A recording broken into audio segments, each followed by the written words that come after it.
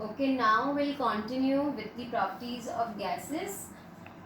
Properties of gases को start करने से पहले अगेन आई से जब भी कोई स्टेट ऑफ मैटर है उसको एग्जिस्ट करना है तो जो दो प्रॉपर्टीज़ हैं, जो दो फीचर्स हैं जो डिसाइड करते हैं वो है intermolecular distance and kinetic energy.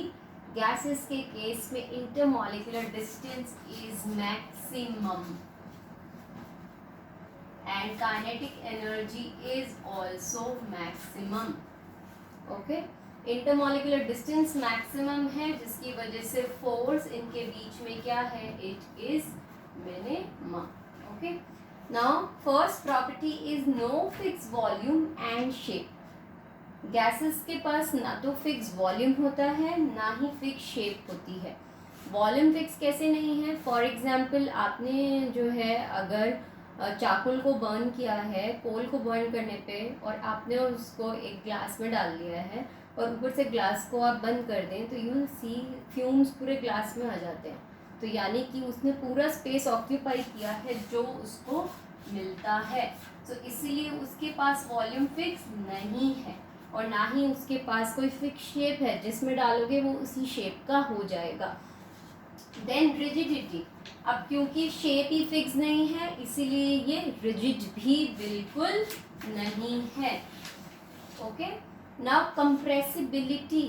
ये टॉपिक बहुत इम्पॉर्टेंट है गैसेस के केस में. गैसेस जो हैं दे आर हाईली कंप्रेसिबल. आप इसको कैसे देख सकते हैं, आप एक बीकर में या मैं अगर आपको गैसेस का पार्टिकल जो नेचर दिखाऊं तो गैस के पार्टिकल्स इतनी दूर दूर होते हैं. अब बहुत सारा स्पेस है, फोर्स बहुत कम है. अब मैं अगर ऊपर से प्रेशर लगाने की कोशिश करूं तो क्या होगा, पार्टिकल चाहेगा कि वो क्लोज आ जाए और वो क्लोज आएगा तो वो क्या बन जाएगा, वो लिक्विड बन जाएगा.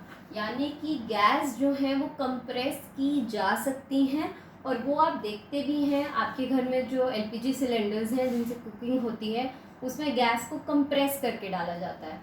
एलपीजी क्या होता है, लिक्विफाइड पेट्रोलियम गैस. ये नोट्स में इसकी फुल फॉर्म लिख दी गई है.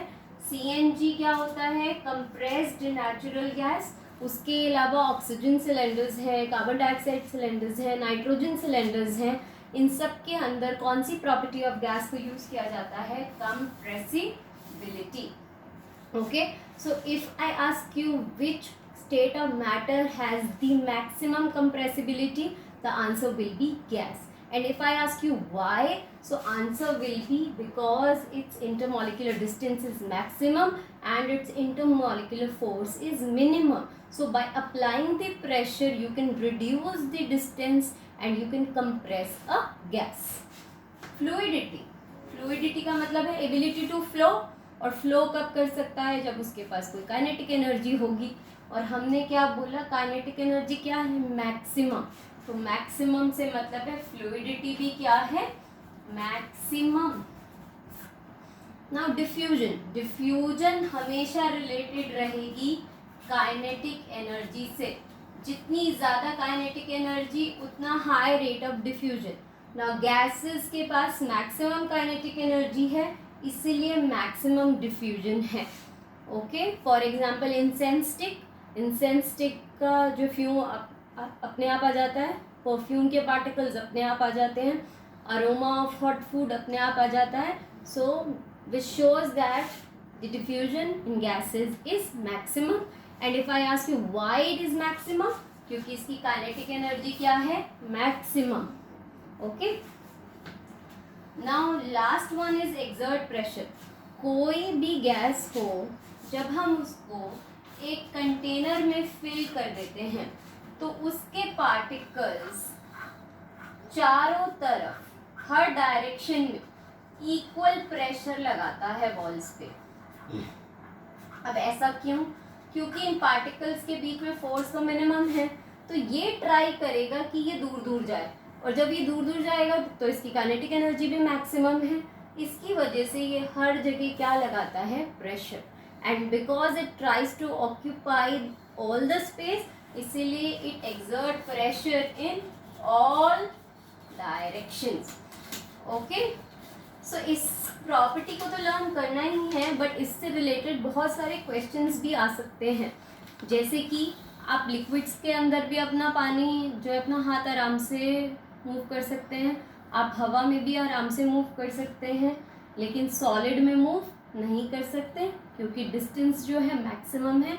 लिक्विड में मॉडरेट होता है और गैस में भी मॉडरेट होता है। उसके अलावा एक कराटे प्लेयर को जो है उसको ब्रेक करने में ब्रिक को बहुत प्रेशर लगाना पड़ता है, वाई। ऐसे बहुत सारे क्वेश्चंस हैं आपके एनसीईआरटी में, एग्जाम्पलर में, अदर बुक्स में यू कैन ईजिली फाइंड, और वो सब इसकी प्रॉपर्टी से ही रिलेटेड है। ओके, आप आराम से इसको घर पे भी करके देख सकते हैं।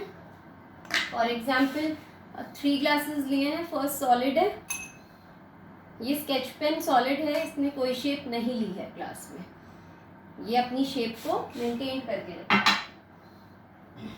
ये ग्लास ऑफ वाटर है, मैंने इसमें डाला है, so it has taken the shape of the glass. Now I have taken another glass, और मैं इसके अंदर इंसेंस स्टिक के फ्यूम्स को डालने की कोशिश करूँगी, and you will please observe कि क्या वो फ्यूम्स पूरा का पूरा स्पेस ऑक्यूपाई कर पा रहे हैं या नहीं।